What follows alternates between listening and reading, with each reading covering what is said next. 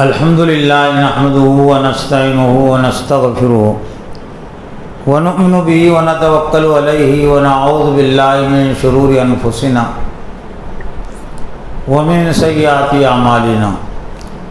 قال اللہ تعالی فی القرآن المجید والفرقان الحمید فاعوذ باللہ من الشیطان الرجیم بسم اللہ الرحمن الرحیم ان هذا القرآن يهدي للتي هي اقوم ويبشر المؤمنين الذين يعملون الصالحات ان لهم اجرا كبيرا وان الذين لا يؤمنون بالآخرة اعتدنا لهم عذابا أليما صدق اللہ العظیم وقال النبی صلی اللہ علیہ وسلم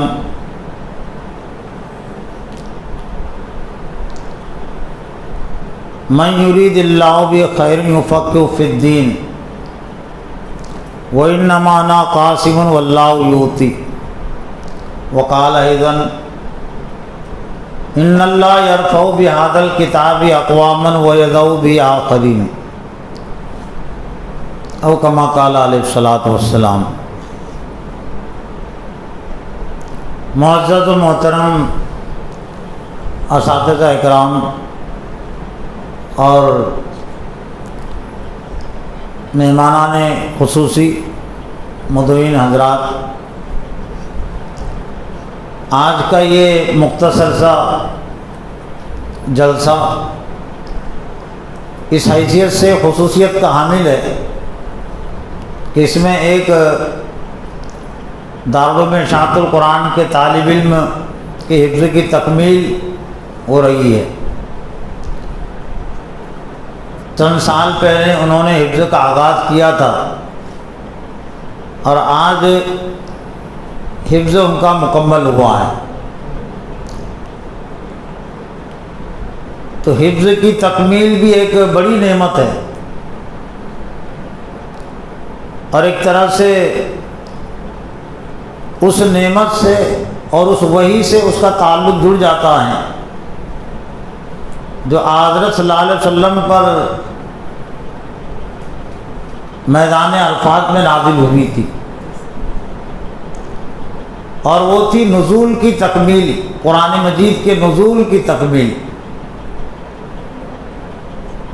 اہل علم حضرات اچھی طرح جانتے ہیں کہ قرآن مجید حضرت صلی اللہ علیہ وسلم پر 23 سال کی مدت میں نازل ہوا۔ اقرأ بسم ربک الذی سے اس کا آغاز ہوا، اور حجۃ الوداع کے موقع پر میدان عرفات میں جو آیت نازل ہوئی، الیوم اکملت لکم دینکم واتممت علیکم نعمتی ورضیت لکم الاسلام دینا، آج میں نے تمہارے لیے تمہارے دین کو مکمل کر دیا۔ دین کی تکمیل قرآن مجید کے نزول کی تکمیل کے ساتھ ہوئی ہے، یعنی جب تک قرآن مجید مکمل نازل نہیں ہوا تھا حضور صلی اللہ علیہ وسلم پر، تب تک دین بھی مکمل نہیں ہوا تھا۔ تو دین کی تکمیل قرآن مجید کی تکمیل کے ساتھ جڑی ہوئی ہے۔ قرآن مجید کے نزول کا سلسلہ جب مکمل ہوا تب اللہ نے فرمایا کہ آج میں نے تمہارے لیے تمہارے دین کو مکمل کیا۔ تو دین جسے کہتے ہیں، تکمیل دین، اس کا دوسرا نام ہے تکمیل قرآن۔ علمی لحاظ سے اگر کوئی مکمل دین کو سمجھنا چاہ رہا ہے تو علمی لحاظ سے اسے مکمل قرآن کو سمجھنا ہوگا۔ ایسا ہو ہی نہیں سکتا کہ کسی کو مکمل قرآن کا علم نہیں ہے اور وہ دعویٰ کرے کہ مجھے دین کا مکمل علم ہے، لیکن آج ہے ایسے دعوے دار، مکمل قرآن کا علم نہیں ہے لیکن ان کا دعویٰ یہ کہ مکمل ہم کو دین کا علم حاصل ہے، جبکہ دین کی تکمیل ہوئی قرآن مجید کے نزول کی تکمیل سے۔ تو آج کی اس تقریب کا تعلق ایک طرح سے اس میدان عرفات میں جو نازل ہونے والی آیت ہے، اور جس کی بنیاد پر اللہ نے فرمایا کہ آج الیوم اکملت لکم دینکم، تو یہ تکمیل حفظ کی تقریب ہے جو دنیا میں مختلف موقعوں سے مختلف جگہوں پر منعقد ہوتے رہتی ہے۔ تو اس تقریب میں ہم اس تقریب کے پیغام کو بھی نہ بھولیں۔ اور پھر دوسری بات جو اس قرآن مجید کی آخری نازل ہونے والی آیت میں اللہ نے ارشاد فرمائی، وَأَتْمَمْتُ عَلَيْكُمْ نِعْمَتِي، اور میں نے تم پر اپنی نعمت مکمل کر دی۔ وَأَتْمَمْتُ عَلَيْكُمْ نِعْمَتِي، اللہ کی یوں تو بہت ساری نعمتیں ہیں، لیکن تکمیل نعمت اللہ تعالیٰ نے کس کو قرار دیا؟ قرآن مجید کے نزول کا سلسلہ جب مکمل ہوا تو تب اللہ نے فرمایا کہ وَأَتْمَمْتُ عَلَيْكُمْ نِعْمَتِي، کہ میں نے اپنی تمام نعمت مکمل کر دی۔ نعمت کے لفظ سے آج ہر ایک کو محبت ہے، لیکن نعمت کس کو اللہ نے قرار دیا اس سے بھی محبت ہونی چاہیے۔ ہر شخص یہ چاہتا ہے کہ اللہ کی نعمتیں مجھے حاصل ہو، دعا بھی کرتا ہے کہ اللہ مجھے اپنی نعمتیں عطا کر۔ تو اللہ تعالیٰ نے تکمیل نعمت عطا کر دی، ہم کو مکمل نعمت عطا کر دی قرآن مجید کی صورت میں۔ تو اگر کوئی قرآن مجید سے محروم ہے تو اسے یہ سمجھنا چاہیے کہ میں اللہ کی نعمت سے محروم ہوں، اور جس کے پاس قرآن مجید کی نعمت، قرآن مجید کا علم ہے، تو اسے یہ احساس اپنے اندر رکھنا چاہیے کہ چاہے میرے پاس مال نہ ہو، میرے پاس دنیا کی چیزیں نہ ہوں، دنیا کی نعمتیں نہ ہوں، لیکن تکمیل نعمت کا میں حامل ہوں۔ وَأَتْمَمْتُ عَلَيْكُمْ نِعْمَتِي، آج میں نے اپنی نعمت تم پر مکمل کر دی ہے۔ تو اس لحاظ سے بھی آج کی اس تقریب میں جس طالب علموں کا حفظ مکمل ہوا ہے، تو جہاں یہ میرے لیے بھی، اساتذہ کے لیے بھی، اور یہ ادارے کے لیے، طالب علم کے لیے خوشی کا موقع ہے، تو وہیں پر یہ میرے لیے، تمام کے لیے یہ احساس کا موقع بھی ہے۔ احساس کا موقع یہ ہے کہ اس سلسلے میں جو کمی اور کوتاہی ہوئی ہے تو اللہ تعالیٰ اس کمی اور کوتاہی کو دور فرمائے، درگزر فرمائے، اور اس سے ہم یہ سمجھ سکتے ہیں کہ اللہ تعالیٰ کیا تصور دینا چاہتا ہے۔ ایک مقام پر اللہ تعالیٰ نے حضرت طالوت کے لشکر کو بیان کیا۔ یہ جس بچے کا حفظ مکمل ہوا ہے، ان کے والد محترم یہاں پر ہیں، حبیب الرحمان صاحب، ان سے گزارش ہے کہ وہ آگے آ جائے۔ ہاں، قرآن مجید کا جو حافظ ہوتا ہے تو آخرت سے متعلق جو بشارتیں، ان میں سے یہ کہ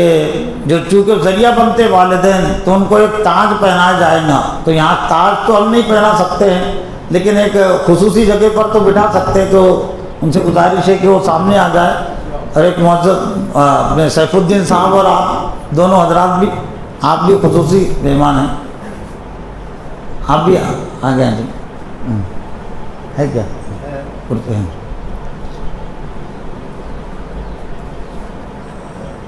ایک آپ یہاں پر جائیے، ایک ہے نا جگہ آپ نے، ہاں ہاں،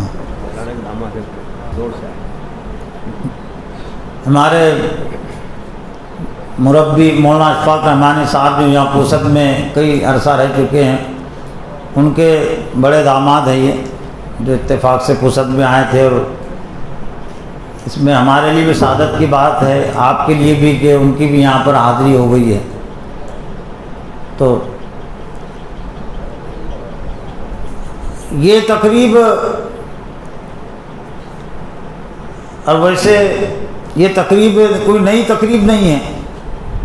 دارالعلوم اشاعت القرآن میں اس سے پہلے اس طرح کی کئی تقریبات منعقد ہو چکی ہے۔ ویسے جمعرات کے دن تو ہر ہفتہ اجتماع ہوتا ہی ہے، لیکن چونکہ اس کی خصوصیت اس لحاظ سے بڑھ گئی کہ اس میں ایک حفظ کی تکمیل کا موقع بھی ہے، تو دارالعلوم اشاعت القرآن کو قائم ہوئے تقریباً 20 سال کا عرصہ ہو چکا ہے۔ یہ 21ویں سال ایک طرح سے تعلیم جاری ہے۔ ابھی تک 52 طلبہ یہاں سے حفظ قرآن کی تکمیل کر چکے ہیں، اور حفظ قرآن کی تکمیل کے ساتھ کچھ معنی قرآن اور کچھ پیغام قرآن کا نصاب بھی اس میں شامل ہے۔ تفسیر یہ تو آگے کی چیز ہے، وہ تو زندگی بھر پڑھتے رہنے کی چیز ہے، لیکن کوشش کی جاتی ہے کہ طلبہ جو حفظ کر رہے ہیں، جو الفاظ یاد کر رہے ہیں، اپنے سینوں میں محفوظ کر رہے ہیں، تو ان الفاظ کا کچھ نہ کچھ مدعا، کچھ نہ کچھ مقصد اور پیغام ان کے ذہن اور دماغوں میں بھی آ جائے، تاکہ وہ قرآن مجید کے پیغام پر خود بھی عمل کر سکے۔ اور پھر یہاں سے پڑھنے کے بعد اولین جو ذمہ داری عائد ہوتی ہے، یا ایھا الذین آمنوا قوا انفسکم واہلیکم نارا، اے ایمان والو اپنے آپ کو اور اپنے اہل و عیال کو دوزخ کی آگ سے بچاؤ۔ تو دوزخ کی آگ سے بچانے کی بھی ذمہ داری یہ ہر حافظ قرآن پر عائد ہوتی ہے۔ وہ جو حدیث میں جو آئی ہے حافظ کی فضیلت، عام طور سے لوگ اس کی صحیح تطبیق نہیں کرتے، اس کا صحیح مقصد اور صحیح اس کا پس منظر ہے، سیاق و سباق وہ نہیں پیش کرتے کہ ایک حافظ قرآن وہ آخرت میں 10 لوگوں کو بخشوائے گا، لیکن صحیح توجیہ کی بھی ضرورت ہے۔ صحیح توجیہ مطلب یہ ہے کہ دنیا میں چونکہ وہ کم از کم 10 لوگوں کی ہدایت کا ذریعہ بنتا ہے، 10 لوگوں کو آگ سے بچانے کا ذریعہ بنتا ہے، اپنی تعلیم کے ذریعے سے اور اپنی کوششوں کے ذریعے سے۔ ایک اس کا مقصد یہ ہے کہ ایک حافظ پر کم از کم یہ ذمہ داری ہے کہ وہ 10 افراد کو صحیح طور سے مسلم اور مومن بنانے کی کوشش کرے۔ تو اس کو سیاق و سباق سے لوگ ہٹ کر پیش کرتے ہیں کہ حافظ ہو گئے، اور چاہے پھر ان کے والدین کی زندگی میں یا اس نے والدین کو رشتہ داروں کو سمجھانے کی کوشش نہیں کیا تو پھر بھی اس کی کوششوں بخشی دیے جائیں گے، یہ مفہوم نہیں اس کا جو عام طور سے لے لیا جاتا ہے۔ قرآن مجید بہت عظیم کلام ہے اور عظیم ذمہ داری وہ عائد کرتا ہے۔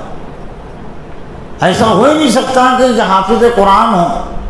اور قرآن مجید کا جاننے والا نہ ہو، اور ایسا ہو ہی نہیں سکتا کہ قرآن مجید کا جاننے والا اور اس پر عمل کرنے والا ہو، اور ایسا ہو ہی نہیں سکتا کہ قرآن مجید کو جاننے والا، عمل کرنے والا، دوسروں تک پہنچانے والا، ناممکن چیز ہے۔ یہ قرآن مجید کے لازمی تقاضے ہیں کہ اس کا علم بھی ہو اور اس پر عمل بھی ہو اور اس کی تبلیغ بھی۔ اور پھر جس معاشرے میں اللہ کے رسول نے بات کہی تھی، اولین طور پر اس کے مصداق تھے صحابہ کرام جو قرآن مجید کو یاد کرتے تھے، جو اصحاب صفہ کہلاتے تاریخ میں، خاص طور سے صفہ ایک چبوترے کو کہتے، حضرت صلی اللہ علیہ وسلم اصحاب صفہ کے ایک طرح سے سب سے پہلے معلم تھے، پھر وہاں سے بہت سارے معلمین تیار ہوئے، تو اس جگہ پر بہت سارے مہاجرین جو ادھر ادھر سے آئے ہوئے تھے، ان کا کوئی الگ سے مکان بھی نہیں تھا، کوئی الگ سے ذریعہ معاش بھی نہیں تھا، وہ وہاں رہ کر تعلیم حاصل کرتے تھے، قرآن مجید کو یاد کرتے تھے۔ قرآن ان کی زبان عربی تھی، جو کچھ قرآن مجید کو اس دور کے پڑھنے والے تھے اس کو سمجھنے والے بھی تھے، وہ قاری قرآن کہلاتے تھے۔ لیکن موجودہ دور میں قاری قرآن کن کو کہتے ہیں؟ جو صرف تجوید کے ساتھ، ترنم کے ساتھ قرات کرتے، ان کو قاری قرآن کہتے تھے۔ تمام صحابہ کرام قرآن مجید کو پڑھنے والے تھے، سمجھنے والے تھے، لیکن سب قاری قرآن شمار نہیں ہوتے تھے۔ جو قرآن مجید کی بہت زیادہ گہرائی سے تفسیر کرتے تھے، اس کے مفہوم اور مطلب کو سمجھتے تھے، دوسروں کو سمجھاتے تھے، وہ ہوتے تھے قاری قرآن۔ حضرت ابی بن کعب جو یعنی آج کے دور میں سمجھ لیجیے کہ مفسر قرآن، جو مفسر قرآن ہے، مدرس قرآن ہے، وہ قاری قرآن ہوتے تھے۔ اور ایسے دور میں اور ان لوگوں کو سامنے رکھ کر اللہ کے رسول بات ارشاد فرمائی تھی کہ ایک حافظ قرآن یعنی ایک قرآن مجید کا پڑھنے والا وہ 10 لوگوں کی بخشش کرائے گا، گویا کہ اس کے ذریعے سے لوگوں نے رہنمائی حاصل کی، یا یہ 10 لوگوں کے لیے صحیح راستہ دکھانے کا ذریعہ بنا۔ تو اب دال علی الخیر کا فاعل، بھلائی کو بتلانے والا وہ بھلائی کرنے والے کی طرح ہے۔ اور چونکہ والدین کو خوشخبری اس لیے سنائی گئی کہ چونکہ والدین ذریعہ بنتے ہیں دینی مدرسے میں داخلہ دینے کا، اسکول میں داخلہ دینے کا۔ اب کچھ والدین انگریزی تعلیم دلا رہے تو ذریعہ تو والدین بنے، عصری تعلیم دلا رہے تو ذریعہ تو والدین بنے نا، اپنے طور سے تھوڑی فیصلہ کیا کسی طالب علم نے۔ دینی تعلیم میں داخل ہونے کا فیصلہ یا عصری تعلیم میں داخل ہونے کا فیصلہ وہ خود طالب علم کا نہیں ہوتا، اس میں والدین کا دخل ہوتا ہے۔ تو چونکہ دینی مدرسے میں داخلہ لیا کسی نے اور اس کی بنیاد پر ہی وہ حافظ بنا، دینی تعلیم دلائی تو چونکہ والدین ذریعہ بنے تو اس بنیاد پر وہ فضیلت کے مستحق قرار دیے گئے۔ لیکن اس سلسلے میں جو اہم بات ہے جو میرے لیے بھی ہیں، تمام مجمع کے لیے ہیں، تمام سامعین کے لیے ہیں، جو خواتین بہنیں آئی ان کے لیے بھی، کہ قرآن مجید جتنا عظیم کلام ہے، جتنی بڑی نعمت ہے، تو اس سلسلے میں اگر کوتاہی ہوئی تو اتنی بڑی پکڑ بھی ہے، تنبیہ بھی ہے، اس میں فضیلت بھی ہے اور اس سے تنبیہ بھی جڑی ہوئی ہے۔ اور سورہ ابراہیم کے آیت نمبر 7 سے اللہ کی سنت کو، اللہ کے اصول کو ہم سمجھ سکتے ہیں۔ وَإِذْ تَعَذَّنَ رَبُّكُمْ لَئِن شَكَرْتُمْ لَأَزِيدَنَّكُمْ وَلَئِن كَفَرْتُمْ إِنَّ عَذَابِي لَشَدِيدٌ۔ تمہارے رب نے آگاہ کر دیا، وعدے کر دیا کہ اگر تم نے میری نعمت کا شکر ادا کیا تو میں ضرور اس میں اضافہ کروں گا، اور اگر تم نے ناقدری کی، ناشکری کی تو میری سزا بہت شدید ہے۔ تب اس آیت سے بھی اس کو آپ جوڑ لیجئے جو میدان عرفات میں نازل ہوئی اور جس کا تذکرہ میں نے شروع میں کیا کہ الیوم اکملت لکم دینکم واتممت علیکم نعمتی، کہ آج میں نے تمہارے لیے تمہارے دین کو مکمل کر دیا اور میں نے اپنی نعمت کی تکمیل کر دی۔ اور پھر اللہ نے فرمایا کہ وَإِذْ تَعَذَّنَ رَبُّكُمْ لَئِن شَكَرْتُمْ لَأَزِيدَنَّكُمْ۔ تو یوں تو اللہ تعالیٰ کی بہت بڑی نعمتیں ہیں، بہت سارے احسانات ہیں اللہ کے اس کائنات پر، انسانوں پر، لیکن سب سے بڑا احسان اللہ کا یہ قرآن مجید کی صورت میں ہے۔ تو اگر ہم نے اس کی قدر کی، امت نے اس کی قدر کی، تو لَأَزِيدَنَّكُمْ کہ ہم مستحق ٹھہریں گے۔ اللہ تعالیٰ ہمارے مقام اور مرتبے کو بڑھائیں گا، ہماری عزت کو بڑھائیں گا، اور اللہ تعالیٰ کی یہ سنت، اللہ تعالیٰ کا یہ فیصلہ امت مسلمہ کے ساتھ ہر دور میں رہا ہے اور آج بھی ہے کہ ہماری ایک تاریخ اس دنیا میں دور حکمرانی کی بھی ہے، سپر پاور طاقت کی بھی ہماری تاریخ ہے۔ دنیا میں سپر پاور طاقت اگر تھی تو وہ امت مسلمہ کی تھی، دین کے سلسلے میں نہیں، عصری علوم کے ایجادات کے سلسلے میں بھی امت مسلمہ سپر پاور تھی۔ لیکن اس کی بنیاد کیا تھی؟ اس کی بنیاد تھی اللہ کا کلام قرآن مجید۔ وَاعْتَصِمُوا بِحَبْلِ اللَّهِ جَمِيعًا کے پیغام سے امت مجموعی لحاظ سے جڑی ہوئی تھی کہ اللہ کی رسی کو سب مل کر مضبوطی کے ساتھ پکڑ لو۔ تو امت مسلمہ نے اس کو اپنے سروں پر رکھا تھا، دماغ کو اللہ تعالیٰ نے اسی لیے اوپر رکھا ہے کہ اللہ کا کلام قرآن مجید اس میں ہوتا ہے، اور دل کو اللہ تعالیٰ نے بہت اندر رکھا ہے، محفوظ رکھا ہے، تاکہ جو محفوظ کلام ہے، بل ہوا قرآن مجید فی لوح محفوظ، یہ قرآن مجید ہے جو لوح محفوظ میں ہے، تو اس دل میں قرآن مجید بھی محفوظ رہے، دماغ میں قرآن مجید محفوظ رہے۔ دماغ میں ہم قرآن مجید کو رکھیں گے تو پھر اللہ جس طرح سے ہمارا سر جسم کا اوپر کا حصہ ہے تو اللہ تعالیٰ دنیا میں بھی ہمارا سر اونچا کرے گا، اور اونچا کیا اللہ تعالیٰ نے، لیکن آج ہم نے اس کو سروں پر نہیں رکھا، دل میں نہیں رکھا، سروں میں بھی دنیا کو رکھ لیا، دل میں بھی دنیا کو رکھ لیا، باطل خیالات کو رکھ لیا، تو پھر اللہ تعالیٰ نے دنیا والوں کے ٹھوکروں میں ہم کو ڈال دیا۔ اور خاص طور سے میدان سیاست میں آج مسلمان امت مسلمہ ٹھوکروں میں ہیں غیروں کی، تو اس کی بنیادی وجہ یہ کہ سب سے زیادہ کوتاہی لاپرواہی قرآن سے اعراض اگر امت مسلمہ نے برتا ہے تو سیاسی شعبے میں برتا ہے، کہ اس کو سیاسی رہنمائی کے لائق ہی نہیں سمجھا۔ تجارت میں بھی کچھ نہ کچھ پوچھ لیتے ہیں، نکاح میں کچھ نہ کچھ پوچھ لیتے ہیں کہ دین کیا ہے، لیکن سیاست میں جو آنا چاہ رہے ہیں، سیاست میں جو رہنا چاہ رہے ہیں، نہ ووٹ دینے والے پوچھتے ہیں نہ ووٹ لینے والے پوچھتے ہیں کہ ووٹ کی حیثیت کیا ہے، کن کو ووٹ دینا جائز ہے، کن کو ووٹ دینا جائز نہیں۔ تو گویا کہ اس کی ضرورت ہی امت نے محسوس نہیں کی، تو پھر اللہ تعالیٰ نے بھی امت کو اس کے حال پر چھوڑا۔ اللہ کو بھی کوئی ضرورت نہیں ہے پھر کہ تم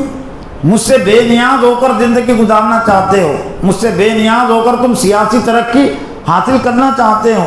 تو پھر ترقی حاصل کر لو۔ تو ترقی کہاں مل رہی ہے؟ تنزلی کی طرف امت مسلمان۔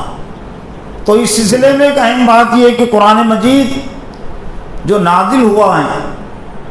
وہ ہدی للناس، ہدی للمتقین، ہدی للعالمین، صرف حفظ کے لیے نازل نہیں ہوا، رہنمائی کے لیے، ہدایت کے لیے، کہ حافظ قرآن اس سے رہنمائی حاصل کرے، اور قرآن مجید کو پڑھنے والے بھی اس سے رہنمائی حاصل کرے، اس سے عقیدت اور محبت کرنے والے قرآن مجید سے رہنمائی حاصل کرے۔ لیکن زیادہ تر قرآن مجید آج جو پڑھا جا رہا ہے وہ تلاوت کے لیے، لوگ تلاوت کے لیے پڑھتے ہیں، تبرک کے لیے پڑھتے ہیں، ایصال ثواب کے لیے پڑھتے ہیں۔ لعلکم تعقلون، لعلکم تعتدون، یہ قرآن مجید کے دو اہم اصطلاح ہیں۔ ہم نے اس لیے نازل کیا کہ تم اس کو سمجھو، ہم نے اس لیے نازل کیا کہ تم اس سے ہدایت حاصل کرو۔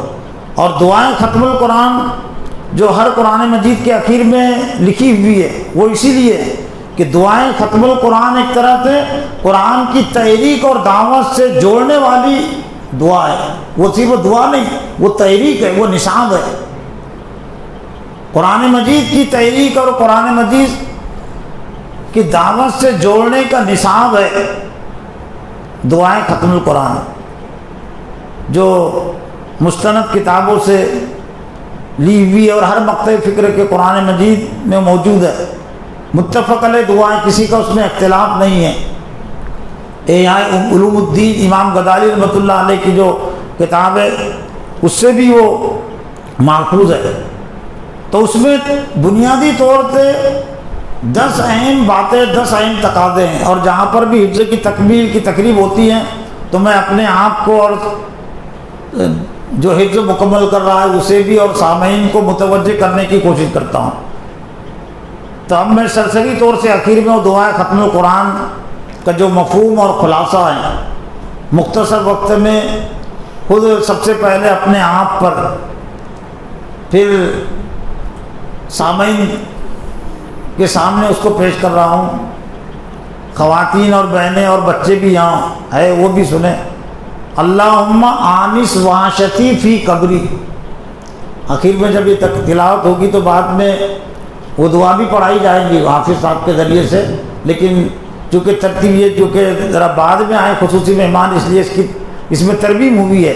ورنہ پہلے وہ تقریب ہو جاتی ہے تلاوت کی، اس کے بعد ہی گفتگو رکھی جاتی ہے، لیکن کوئی فرق نہیں پڑتا، خدائی ترتیب نہیں ہے، یہ انسانوں کی یہ ترتیب بنائی ہوئی ہے، اس میں ہم ہیر پھیر کر سکتے ہیں۔ تو چاہے تلاوت بعد میں ہو اور اس کی تفہیم پہلے ہو، کوئی زیادہ فرق نہیں پڑتا۔ اللہم آنس وحشتی فی قبری، اے اللہ تعالیٰ تو قرآن مجید کے ذریعے سے میری قبر کو تو مانوس بنا دے۔ آنس وحشتی،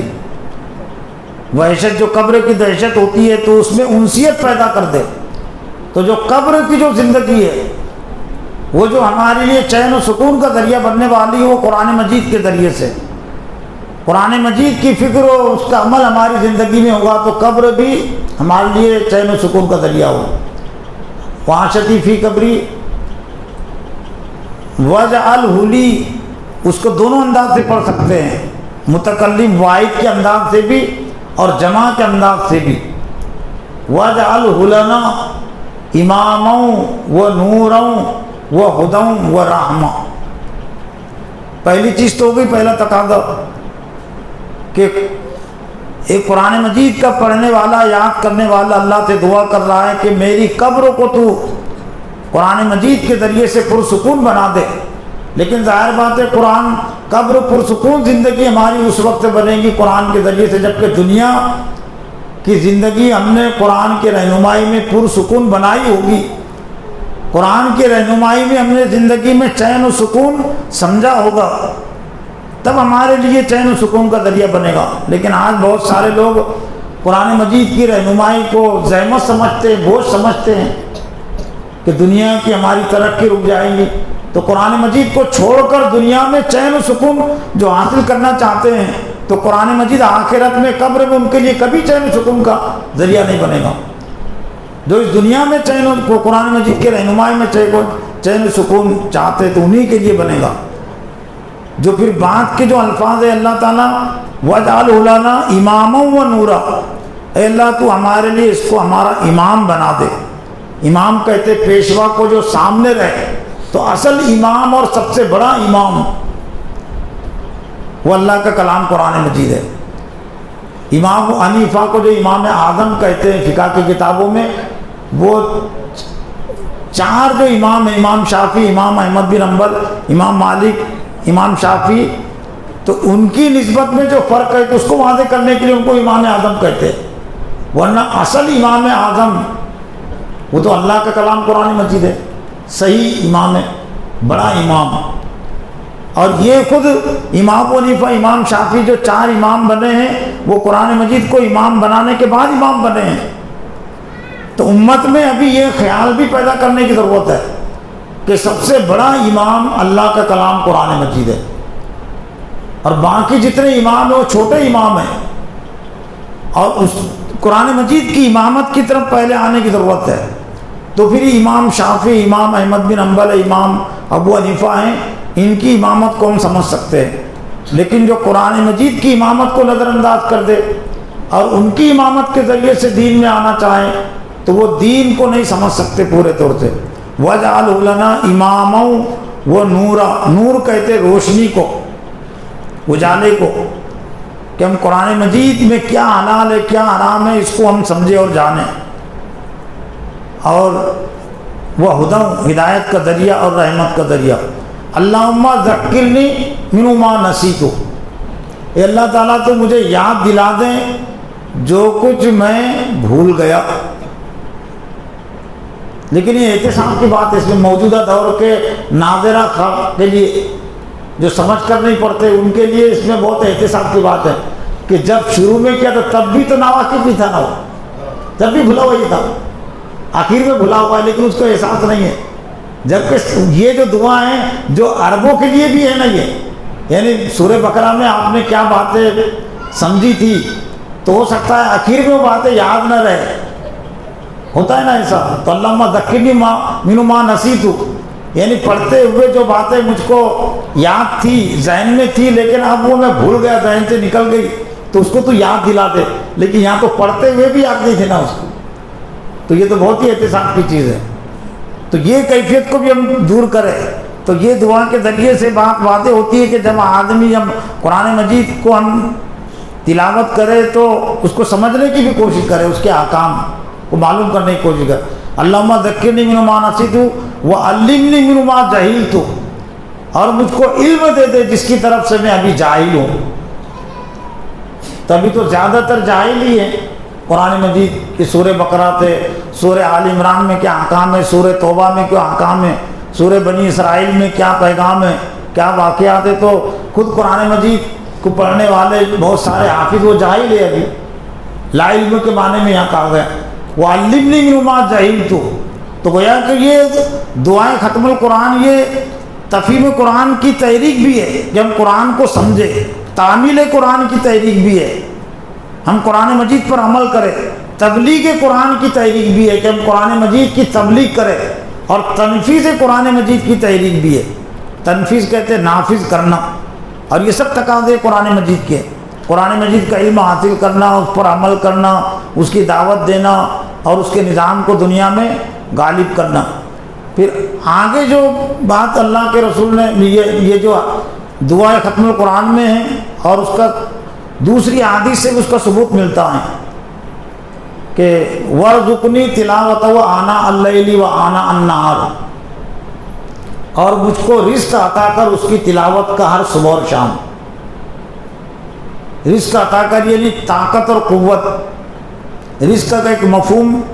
طاقت اور کھانے پینے کو بھی رزق اس لیے کہتے ہیں کہ اس کے ذریعے سے بھی جسم کو توانائی ملتی ہے، پانی سے توانائی ملتی ہے، کھانے سے توانائی ملتی ہے، لیکن صرف وہ کھانا پینا ہی رزق نہیں ہے، اس کی ایک ذہن کی غذا بھی ہوتی ہے، روح کی غذا بھی ہوتی ہے، اور وہ قرآن مجید کے پڑھنے سے حاصل ہوتی ہے، وہ قرآن مجید کو سمجھنے سے حاصل ہوتی ہے۔ تو انسان کو جتنی صلاحیت ہے وہ اس کا رزق ہے۔ تو وَارْزُقْنِي تِلَاوَتَهُ، مجھ کو رزق عطا کر، یعنی گویا کہ توفیق عطا کر اس کے تلاوت، اس کی تلاوت کی پڑھنے کی، آناء اللَّيْلِ وَآنَاءَ النَّهَارِ، دن اور رات کے حصوں میں، یعنی دن میں بھی ہم غافل نہ رہے اور رات میں بھی ہم غافل نہ رہے۔ اور وَاجْعَلْ لِي حُجَّةً یا رب العالمین، دیگر حدیث سے بھی اس کا ثبوت ملتا ہے، اور اللہ تعالیٰ تو اس کو میرے لیے حجت بنا دے قیامت کو، یا رب العالمین میرے لیے تو اس کو دلیل بنا دے، وکیل بنا دے۔ تو وکیل قرآن مجید ہمارے لیے اسی وقت بنے گا جب کہ دنیا میں ہم اس کے وکیل بنیں گے، اس کی وکالت ہم دنیا میں کریں گے، دنیا میں اس کی تبلیغ کریں گے، اس کی ترجمانی کریں گے، تو پھر قرآن مجید آخرت میں ہماری وکالت کرے گا۔ ورنہ قرآن مجید کا ایک تعارف یہ بھی کہ او علیہ، کہ تمہارے خلاف وہ وکیل بنے گا، ہمارے حق میں وکالت کرے گا یا ہمارے مخالفت میں وکالت کرے گا قرآن مجید۔ اگر ہم نے اس کے پیغام کو نہیں سمجھا ہوگا، عمل نہیں کیا ہوگا، تو آخرت میں ہمارے خلاف وکالت کرے گا۔ اور رسول صلی اللہ علیہ وسلم کے متعلق بھی کہ وقال رسول یا ربی ان قومی اتخذوا ھذا القرآن مہجورا، اللہ کے رسول بھی ہمارے خلاف وکیل بن جائیں گے، اور رسول کہیں گے کہ اے میرے رب، میری قوم نے قرآن مجید کو چھوڑ دیا تھا، تم اس تنبیہ میں اپنے آپ کو نہ لے جائے، بلکہ ہم خوشخبری و بشارت میں کہ قرآن مجید ہمارے حق میں وکالت کرے، ہمارے حق میں دلیل بنے، لیکن اسی وقت بنے گا جب کہ ہم اس کے لیے اس کے حق میں دلیل بنیں گے، اس کی ہم دلیل دیں گے اور اس کی ہم وکالت کریں گے۔ تو یہ چند باتیں میں نے اس موقع سے رکھی۔ اللہ تعالیٰ سے دعا ہے کہ اللہ تعالیٰ مجھے بھی اور آپ کو بھی ان باتوں پر عمل کرنے کی توفیق عطا فرمائے، اور اس تقریب میں جو طالب علم کے حفظ کی تکمیل ہوئی، اللہ تعالیٰ انہیں مزید اس کو سمجھنے کی اور اس پر عمل کرنے کی اور بار بار پڑھتے رہنے کی، دور کرنے کی اللہ تعالیٰ توفیق عطا فرمائے۔